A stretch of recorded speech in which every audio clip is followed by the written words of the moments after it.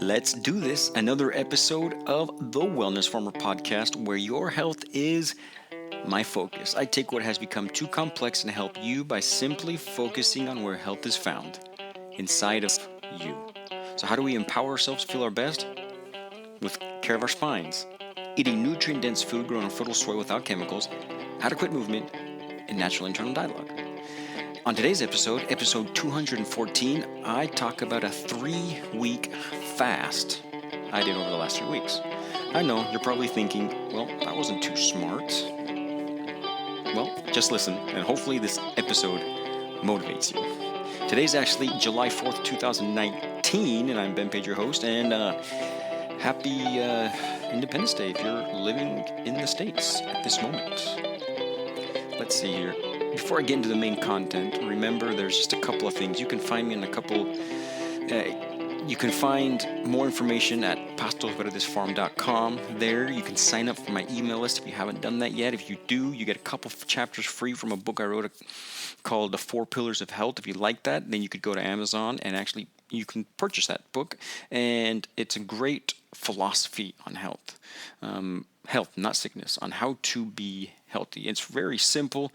I wouldn't say it's easy to implement, but it's simple to understand. And if we're willing to implement it, it becomes easier and easier as we do that. And it's all about lifestyles. But check that out. You also get a couple other articles completely free. If you just sign up to my email list, that's all you have to do, and you get a lot of free stuff. And if you haven't started watching Huerta Urbana, my YouTube series, go to YouTube and subscribe so you never miss an episode of how I'm growing food in pretty much an area with no land. Very little, and you'll see all of that in the videos. It's a great way to motivate yourself to get out there and plant a little bit, which is beyond healthy. Not only the nutrient-dense food that you get to consume with your family, but other things that you will soon find out, because I have a new book coming out called Playing in the Dirt, where it talks all about that, and you're going to love that stuff. All right. Before I get into the main content, remember that I can help you one-on-one if you want some help. If you're looking to become or reach that potential that you just haven't reached yet, that's where I come in. Health-wise, for sure, but once we're healthy, everything else kind of just falls into place. So send me an email at pastosverdesfarm@gmail.com, or just go to our webpage and you can actually set up an appointment and we can speak for a couple minutes and see where we can go from there. I'm pretty sure I can help you. And if you're getting anything out of this podcast, and if you want to bring me some of that back, the best way to do it is through Patreon. Go to my webpage. On the right side of the page, there's a button for Patreon. Click on that and it tells you how to do it. And if you're getting anything out of this podcast, which I hope you are, I hope you're listening to this podcast and becoming just that much better, you want to give me some of that back, the best way to do it is through Patreon. So head over to Patreon and you can learn more about that there. Well, let's get into the main content. Let's see here. Well, so I haven't been here for the last couple of weeks. You might have noticed that, but that's what we're going to talk about today. I've actually been fasting for the last 3 weeks. You might be asking, how in the world did he go 3 weeks without eating? No, not that type of fast. Fast from social media and really the internet. I use the internet to chat with my wife, and that is pretty much it for the last 3 weeks.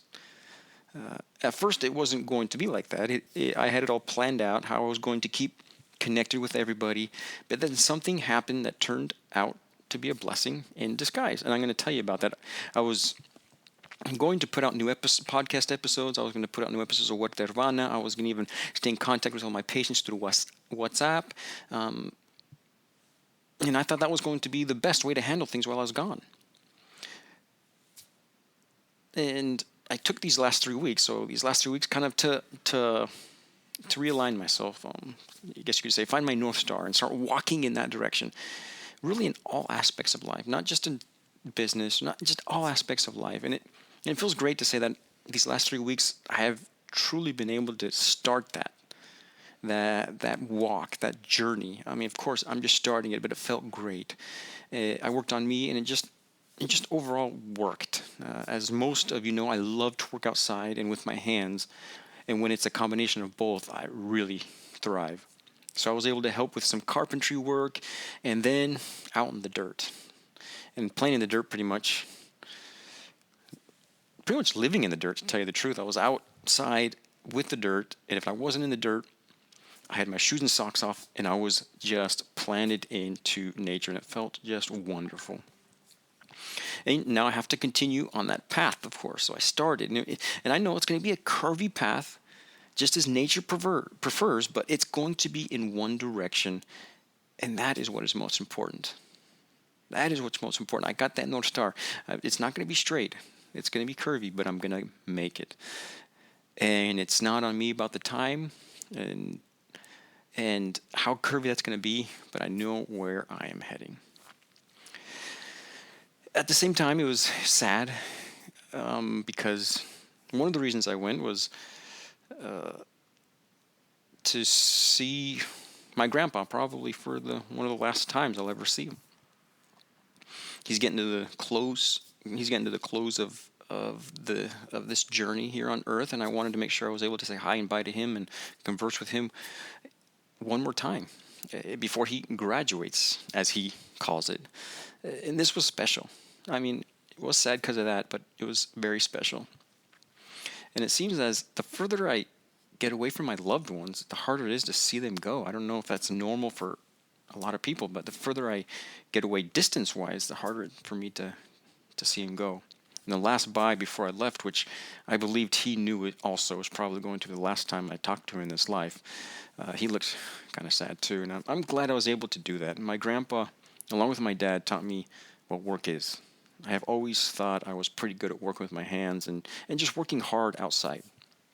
And my grandpa really showed me what that means. I remember one time, I must have been in my early 20s. He was in his 60s by that time, maybe mid-20s, or in other words, pretty strong. And my grandpa was in his mid-60s, so he was kind of maybe going downhill just a little bit on strength-wise. And we were digging post holes to lay posts around a little piece of land he has, 2.5 acres of land he had at that time. And I remember that I was digging those post holes as fast as I could in my 20s, and he was in his 60s. And he basically stayed up with me. He was able to stay up with me, him in his 60s, and me in my 20s. And I would dig one, and he would have one dug. I'd put that post in, and I'd put all the dirt back in, and pound it all back, and he had it done, and we'd be to the next one. I was like, wow, that is so crazy how he can keep up with me at that age. And he did. He was a great example of what work is, hard work, and I'll always be very grateful for all that he taught me. I'm thankful for, and also my dad taught me a lot about hard work.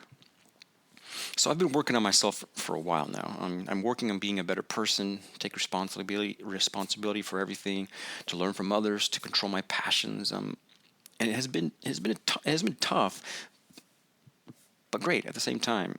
It's tough when you realize that you need to change a lot of things to be the person you know you need to be. We all think we know, and when that world gets knocked around, it gets tough. When we see like, no, you need to do this, and that, and that. And like, no, but I thought this and that and that. No, and it's tough to take that in.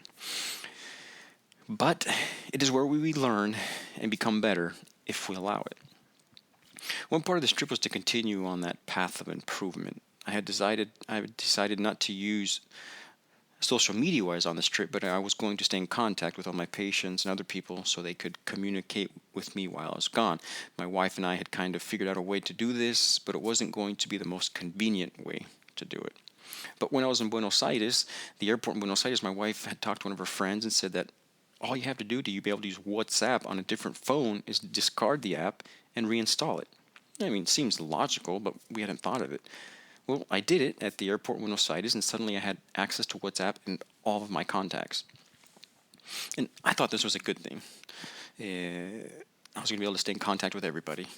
And when I got to a lot easier, I mean, I had a way to stay in contact with them, but it's going to be a lot more difficult. This was going to make it a lot more easier. And when I got to Houston to work with my brother and began my self-work, also one of the things on the checklist was to exchange the phones out.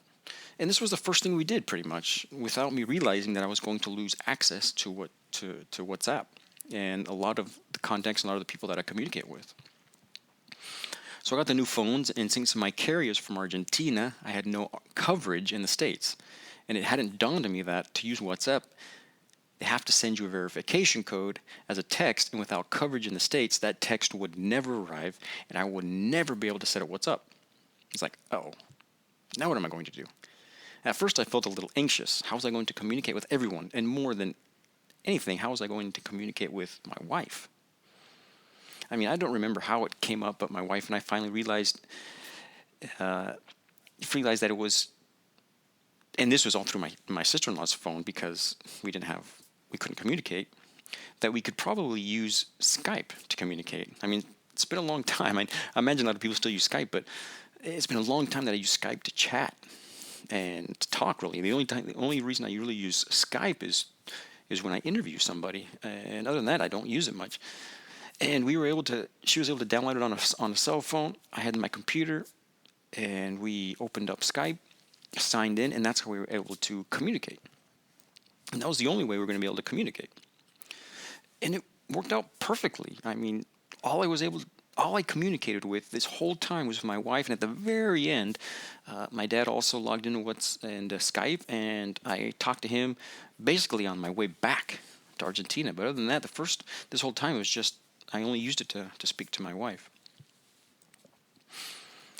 and it worked out great. I didn't text no one else this whole time. It was just my wife. I never opened Instagram or Facebook. Couldn't open WhatsApp. I mean, it was such a rewarding experience. It felt so awesome to not even have to think about that stuff for a while.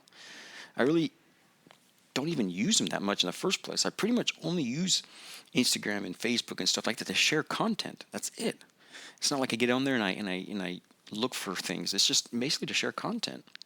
But it felt so good for me to be able to just leave it for a couple of weeks. I mean, how much better will it feel for those that are on it for hours a day? I mean, of course, I felt a little anxious at first, knowing that I wasn't going to be able to be in contact with patients or anybody else, but that went away pretty quick. And imagine those that spend more time will at first feel even a little bit more anxious, but I promise you, it goes away. That awkward, anxious feeling turns into something really beautiful. Through experience, I can tell you that. So what I thought was going to be a burden and make things more difficult at first ended up being a huge blessing. And I remember at first thinking, why didn't I change the phones at the end of the trip so I could have contact with everybody? And to tell you the truth, I am so glad I did it at the beginning so I could totally disconnect from everything. It was the best thing that could have happened. And I could go into many reasons why, including so many health reasons, but that's a totally different episode. Today is just about that experience that I had and what a beautiful experience is. What my hope really is I would love to see you, the listener, also take some time off, to fast, to get away from the constant connection of the internet. Most importantly, to get away from social media and truly connect with the people around you. No more taking out your phone to check texts or see pictures of people in far-off places or maybe not so far off. But even more importantly, taking out your phone to check your status, check how many likes or shares or whatever you have on all of the many different platforms out there. My hope is that every once in a while, the downloads on this podcast goes down for 2 or 3 weeks. That I have less likes on Instagram and less shares on Facebook, because when they jump back up to the same level or even higher, because you were able to be there with your loved ones and talk about important things, that I was part of that conversation about health and well-being, and that they are now listening on how to live their lives just a little bit better. Because if I see that dip for a couple of weeks, I know you are taking that fast, and that fast is so important for your well-being, for your health, and the health of those around you. I hope that you take this and decide to make that lifestyle choice.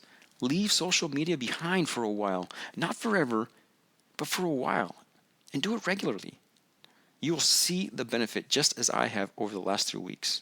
I truly was able to just be there to those around me, just listen and learn, and of course talk. I like to talk, but really just enjoy the now without distractions.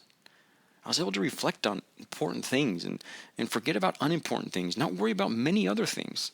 I was able to focus. I was able to be present. And that is where joy comes from the gift of the present. It feels great. It feels great. I mean, it's great to be back. And it feels good to be able to talk about these things and let you know how important they are. So let's find time to fast, to improve ourselves, to take control of what we can control. But before I go, don't forget to take a picture of your screen if you're listening to this on your smartphone and share it on Instagram, talking about that if you're on it. Tagging me at BenPageDC, and I'll tag you right back. Share this with anyone if you think they would get something out of it. And most importantly, you guys are awesome, and it's great to be back from that 3-week fast, which was beautiful. And, well, like always, I'll see you next time, and let's live our lives just a little bit better, one episode at a time.